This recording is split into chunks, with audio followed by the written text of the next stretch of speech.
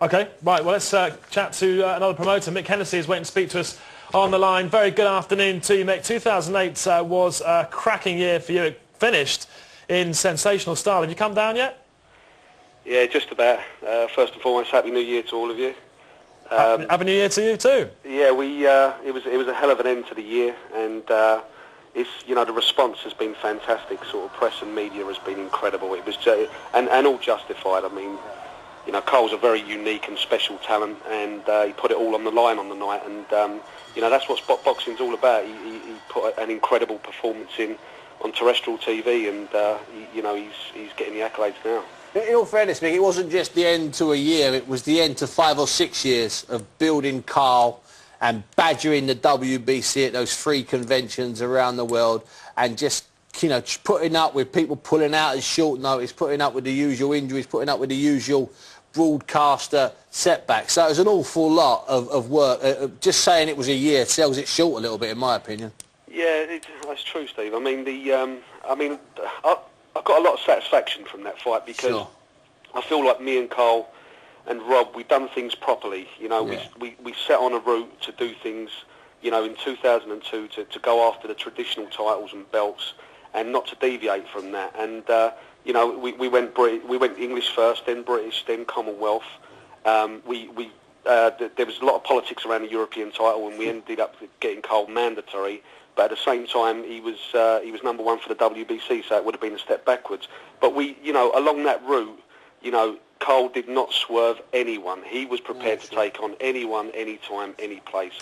And with the traditional titles and how we operate, I felt we'd done things properly. And as I say, there's nothing that's more satisfying than taking a talented fighter out of the amateurs, sourcing him out of the amateurs, picking him, and then taking him all the way on the traditional route and coming out with the biggest prize in boxing, the WBC title, the most prestigious belt. And in a fantastic fight, and you mentioned earlier on, obviously on terrestrial, our brothers and sisters here in the same building, ITV. Mick, there's one thing though, I know that there were a couple of setbacks, and we've talked in the past about, maybe Carl should have done something quicker, there should have been this fight earlier, this one pulled out, that one pulled out. I know Raw Genius is the day after, but if the Pascal fight had taken place in December 2007, do you think now there would be a genuine chance that Joe Calzaghe, could have been pushed, forced or embarrassed into fighting Carl Froch?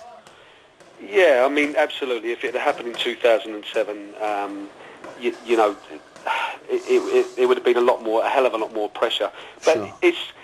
It was never going to happen for Carl because that early, because for the simple reason, when you're a talent like Carl who punches as hard as he does and trains as hard as he is, he's picked up a lot of injuries on the way. Sure, of course. And it's not just those injuries have probably cost him, I would imagine close to 2 years in his career. Yeah. And it's that 2 years that I think creates that valley, that gulf, that abyss between Joe and a Carl fight ever taking place. And I don't know about you, but I can understand exactly why Joe's not fighting Carl, simply because Carl's come along, in my opinion, a year too late. If Carl had fought Jermaine Taylor last year and taken care of Kessler and another defence, I think that fight would be happening next year, Mick. I really do. Yeah, I mean, I've got a different take on that, really. I think Joe Calzaghe's got a smart boxing brain, and he knows Carl's all wrong for him, and he always has done. I personally think that that Carl would be an easier fight, Joe Calzaghe, than a Pascal or a Kessler. I just think Carl finds southpaw is very, very easy, and Joe works on volume. He punches in bunches, but there's not a lot more thought to it. I think that Carl's got brilliant range. He can knock you out with either hand. That uppercut and right hand is made for a southpaw like Joe. And Joe's easy to find, and I think I think it would be an incredible fight because Joe's a warrior. He's got a massive heart. Yeah. He's, and he'd come to fight in a big way, obviously. And I think it would be, another fight of the year. But I really do think Carl would take him out within the distance. But Mick, before we move on to the rest of your stable and maybe where Carl is going, are you still spending any time thinking about that fight, trying to make that fight happen, throwing out bids? Is it still a fight that, in your opinion, is possible this year? No, well, this year, yes, definitely, but not immediately because I've got this mandatory situation with Jermaine Taylor at the moment. That's got my attention at the moment.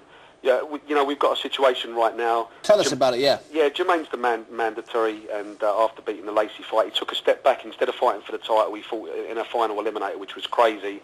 He's now mandatory, and we've got a purse bid next Friday, tomorrow week. But right now, I'm in negotiations with his team. There's offers going to and fro at the moment. And, whatever happens, whether it's here or the US, we want the fight. We want the Jermaine Taylor fight. So Carl's got no problem if that fight had to be in America. I mean, providing the money was right, Carl would go. Yes, but providing everything's right, cool. then we want the fight to happen. So yeah, definitely. Right. America's somewhere that if it's somewhere like Madison Square Garden or Vegas. Yeah, somewhere big and proper. Yeah, we'd be definitely up for it. Well, Mick, take me through the West. Take me through them quickly now. Junior Witter, John Faxton. What's happening? Well, Junior Witter, I had some great news overnight about Junior Witter, actually. What was that? He's basically, there's a bit of confusion at the convention recently, but he's now, Bradley's talking about doing a unification at the moment. So it looks like, we have got an interim title for Junior Witter to fight Devon Alexander.